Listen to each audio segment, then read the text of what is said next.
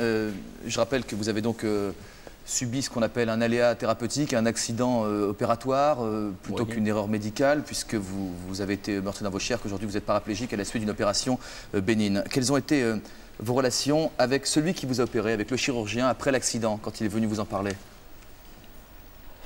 Il n'y a pas eu de relation, c'est un petit peu le problème.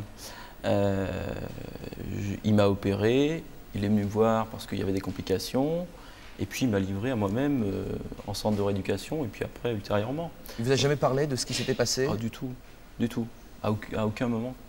Ni à moi, ni à mes parents. On a émis quelques hypothèses, mais ça c'est après la justice. Mais lui-même n'a jamais eu de dialogue d'homme à homme, comme mes parents l'avaient demandé.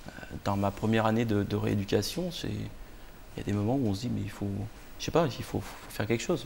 Soit il faut apporter une solution finale, comme on dit, mais soit il faut avancer. Et c'est là où on a besoin de relais. Vous avez hésité? Pas longtemps, oui, mais j'ai hésité. Oui.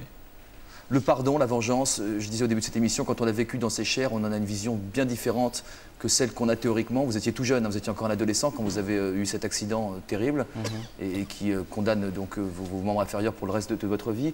Est-ce que vous avez le sentiment que vous avez changé du tout au tout dans votre vision du pardon et de la vengeance après avoir vécu ça? Ah, complètement. Je pense que on peut comprendre. Il y a une phrase célèbre qui revient souvent, c'est « responsable mais pas coupable ». Je pense qu'on peut vraiment l'approprier au corps médical, et c'est dans une affaire de responsabilité médicale que c'est apparu. Moi, je peux comprendre, je peux analyser, l'admettre certainement pas.